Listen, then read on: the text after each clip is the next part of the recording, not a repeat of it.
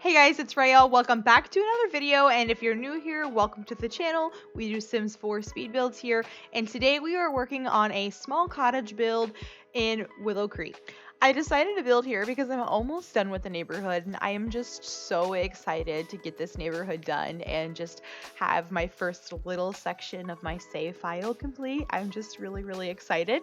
And I have been doing a lot of like larger builds and community builds recently. So something small for one sim or even, maybe a small family was really what I was looking for this week. And when I saw this lot over here, I was like, oh my gosh, this is perfect. I will do a small little cottage over here. And honestly, I love the outcome. This house is so cute. I had a little bit of inspiration on my Pinterest for it, but I love the coloring. I don't think that I use the color palette that I use on the outside of this home very often in my builds, so it was like a very welcome surprise, and I will be doing it more often.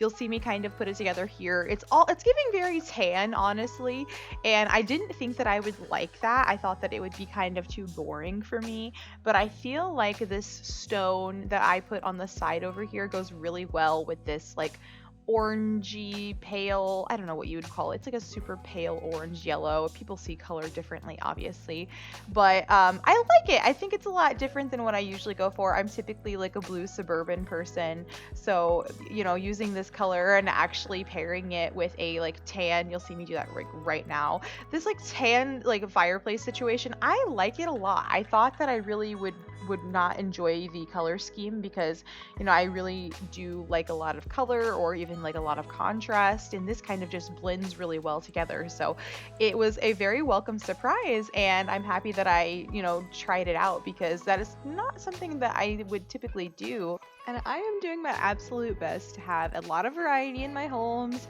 with my save file, and to at least make homes look like they go in the same neighborhood, but not every home is the exact same, and obviously not every home is going to have the exact same color siding or even the same color roof.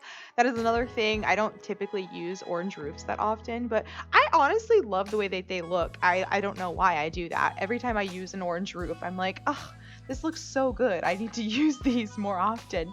And then I forget about it. I always just like abandon them for a simple black roof. And I'm sorry. I guess I'm like a classic girl. I love a simple black roof. I love a simple black dress. Like, what can you say? I like things that just work.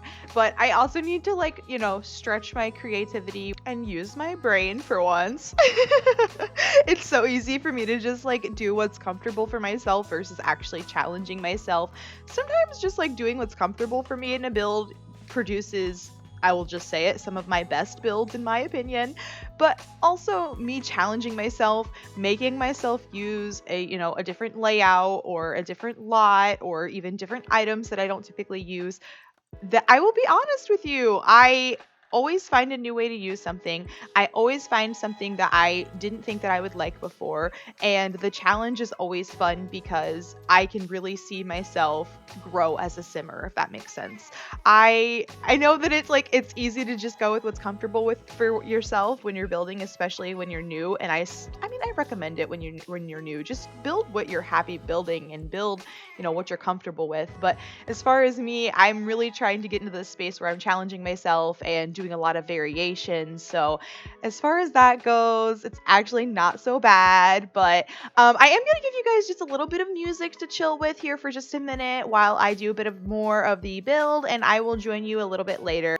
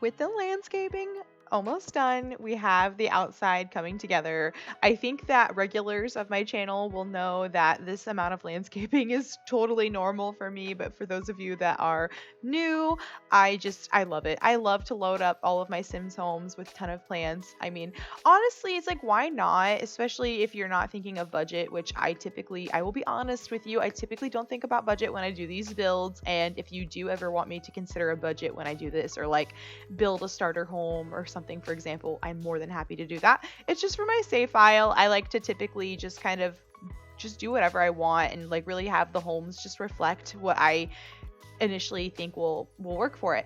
But I love to just throw a bunch of landscaping down. Like obviously you have to pay for it. There are a bunch of landscaping thing options for you available in the debug menu for free, however, so that's also a way around it.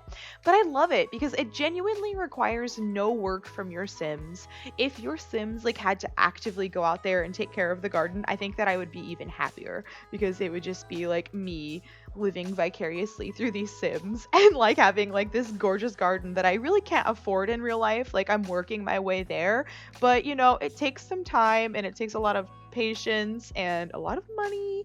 And I'm also trying to do a research and make sure that I plant things that are like really good for my local pollinators and everything like that. So I want to do it right and I am taking my time with it. So in The Sims, I just go crazy. That is just my personal style as far as like landscape and stuff like that goes. If you guys like do want to see builds without the overload of landscaping, just because I know some of the landscaping options come in like specific packs and maybe you don't have those packs, just let me know. I can even do that kind of landscape with just base game, because for a long time I will tell you there's like one pack specifically, it's the romantic garden stuff pack. If you don't have that and you really like a lot of the flowers and stuff like that that I use, I highly recommend it. I got that pack specifically for the flowers. I think, I got it on sale, of course, you know what I mean. But I got that pack because I would see people use the items in it, and I was like, oh my gosh, that's my garden dream. So those are garden goals. But I totally understand that maybe not everybody has that. So if you want me to do some landscaping and things like that, if you like the style that I do, but with less packs or specific packs, comment below. If you like what I do, but you just want base game because you're brand new, I got you. So I'm also more than happy to like show you guys how I do it. I kind of, I guess, have a technique with my landscaping, and I don't know, I like the way that it looks. So if you also like the way that it looks and you want to learn how because I kind of layer my landscaping, so if you want to learn how I layer it to make it look more full and, in my opinion, a little bit like more realistic, then I will definitely do a video just on that. So anything like that, you guys just like let me know below, recommend it. And I got nothing but time for this stuff. I love playing The Sims and I love showing people things in The Sims. Like honestly, if it's not me showing you guys, it's me taking my husband hostage and showing him how to do things in the game. And he's like, I love you and this game is cool and all, but like I'm trying to play like Baldur's Gate 3 and you just keep trying to make me play The Sims with you. And I'm like, yeah, and I also play that, but like, I can't build a house in Baldur's Gate, can I? No, I can live out half of my fantasy in that game, and then this game, I can live out the other half, okay? Goodness, I think that's a good crossover. If you guys have not heard of the game, if you guys are D&D fans, even if you're not D&D fans, such a fun game.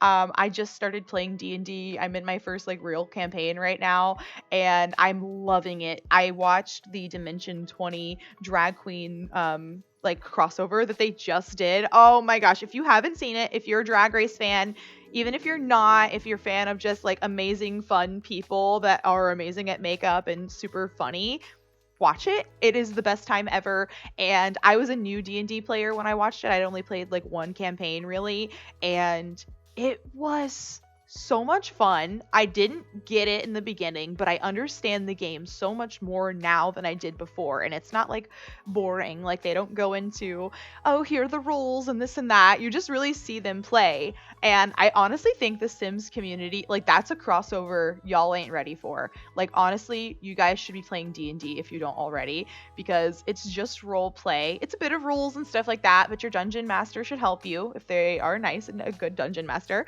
But even if you're like nervous, because that was me, I was really nervous, watch Dimension 20. Watch their content on YouTube. They also there's a whole app called Dropout that you have to pay monthly for, but the content on there is so worth.